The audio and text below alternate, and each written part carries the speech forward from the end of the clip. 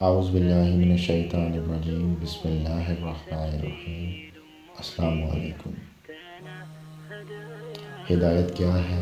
ہدایت کس کے لیے ہے اور کون لوگ ہدایت کے راستے پر گامزن ہیں؟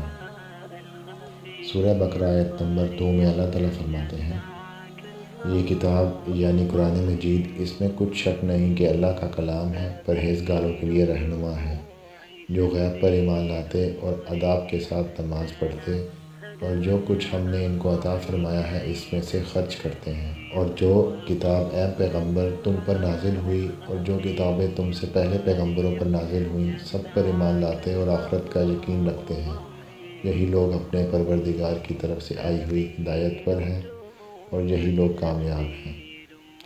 یعنی قرآن اللہ کی طرف سے نازل شدہ ہدایت ہے، اور اس ہدایت کا راستہ وہ لوگ اختیار کرتے ہیں جن کے دل اللہ سے ڈرتے ہیں، جو اللہ کو اس کی قدرت میں ظاہر پاتے ہیں اور اس پر ایمان لاتے ہیں، جو اللہ کی خاطر اللہ کے آگے جھکتے ہیں، جو خرچ کرتے ہیں تو محض اللہ کی رضا کے لیے، جو اللہ کی نازل کردہ ہدایت اور احکامات کو دل سے قبول کرتے ہیں، ان کا ایمان ہے کہ انہیں اللہ کے پاس واپس لوٹ کر جانا ہے۔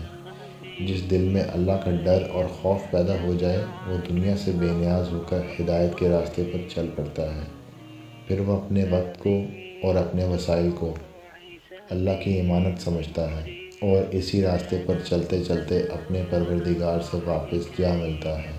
ہدایت اور کامیابی انہی لوگوں کا مقدر بنتی ہے۔